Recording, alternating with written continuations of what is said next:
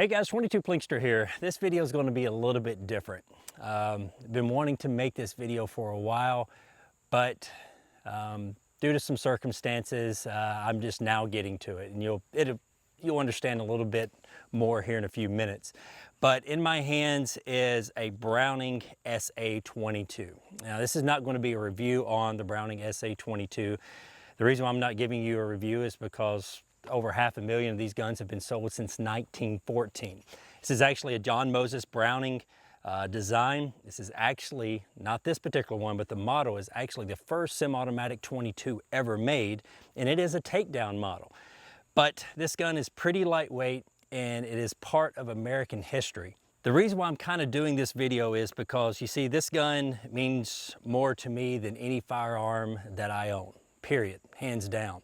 You guys have seen a lot of guns on my channels down through the years, but this was actually my grandmother's gun.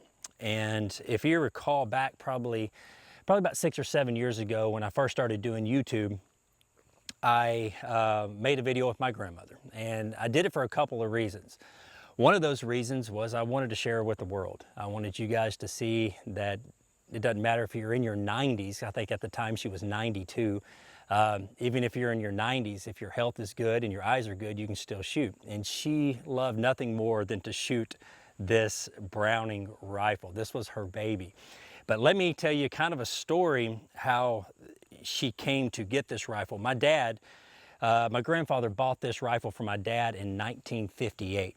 And shortly thereafter, my dad enlisted in the military. And he went overseas to Germany. Well, this firearm stayed home, and my grandmother started shooting it back in the late 50s and early 60s. This soon became her favorite gun to shoot. She also had a single shot H&R 410, and back in those days, you got to remember, this is only probably 15 years after the Great Depression. You know, times were still pretty hard, and with those times, you hunted for a lot of your food. She killed squirrels and rabbits out of the garden, and she even killed more than one white-tailed deer with this rifle because they were eaten in her garden. Yes, they ate it, but which was not legal, but you know, she was protecting her garden. She talked to the game warden about it. You know, he was okay with it. But no telling how many thousands of squirrels she has taken with this rifle, probably tens of thousands of squirrels. I knew at the age of 91, she killed, I think, over 150, 160 squirrels in 1 year with this rifle. And at times, she sometimes kills 300 or 400 squirrels with this rifle, even in her late 80s. But the reason why I'm just now making this video is, you see, my grandmother passed away. She was my only living grandparent left living, and she passed away this past January, actually on my birthday. If you followed me on Instagram, I made a post about Granny Sniper finally went home. But she loved this little rifle. And I don't care if it's like an old watch or a piece of jewelry or an old vehicle. You know, guns, you know, to me can be passed down from generation to generation. They're more than just tools. They're family heirlooms. And, you know, I've got her rifle now, and you know, which at one time it was my father's, but my dad told me to hang on to it. And she passed away at 98 years old, and up to probably 6 months before she passed away, she was still shooting this rifle. But it, you know, if you're unfamiliar with the Browning SA, you load it simply by the magazine tube comes out the rear here, and you simply put in, I think, 11 or 12 rounds of 22 into the stock, and you simply close it. And like I said before, it is semi-automatic. Now the top here is kind of boogered up a little bit where it was drilled and tapped for a scope, because in the mid-60s my grandmother's eyes weren't as good as they used to be, and my grandfather had drilled and tapped a scope on here. And he had one of those old Rhino scopes. I don't even think they even make them anymore, but some of you guys have been around firearms for a long time. You may remember those old Rhino scopes. They had, you know, the bottom post had a point. That's all it was. It was not a duplex. It just had one post at the bottom, and I hated that scope. I could not stand that scope. But when I received it, I took that off, and I still have it in the house, but I wanted a rear sight. grandfather lost that rear sight. He passed away back in 1986, but no telling where that rear sight was, but thank goodness for Brownells. I called Brownells and they were nice enough to send me a rear sight for her little Browning SA.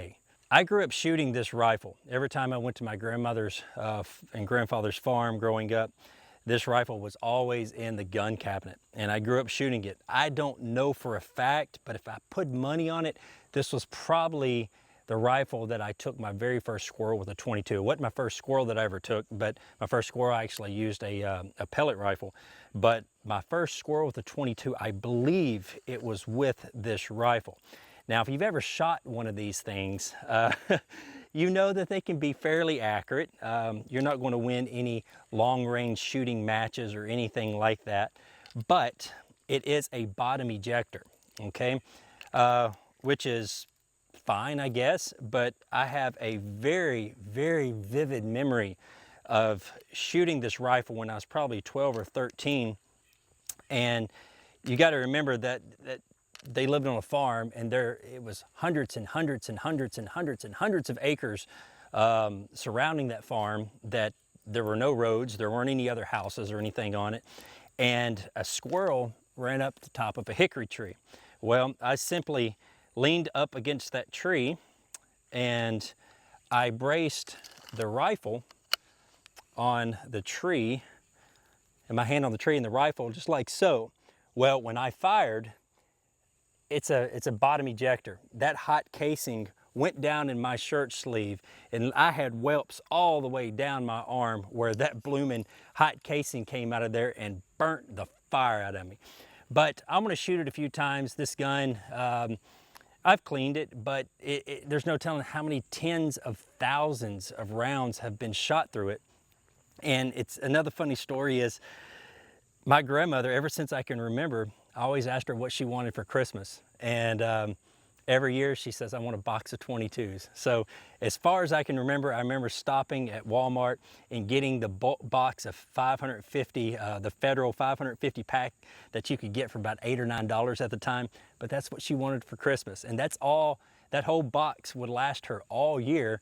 And she would end up killing 200-300 squirrels out of that bolt box. So let's close this video out and put a few more, or just a few rounds on steel for Granny.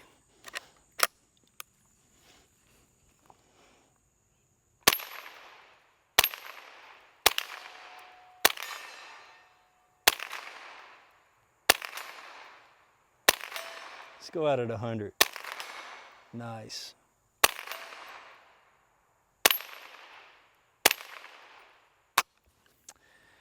As you can tell, yes, from 1958, but it still shoots very, very well.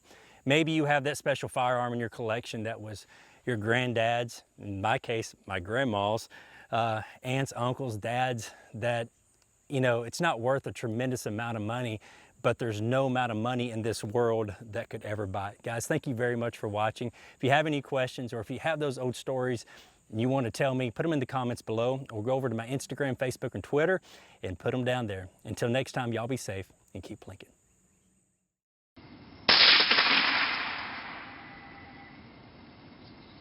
Look at him. That's done.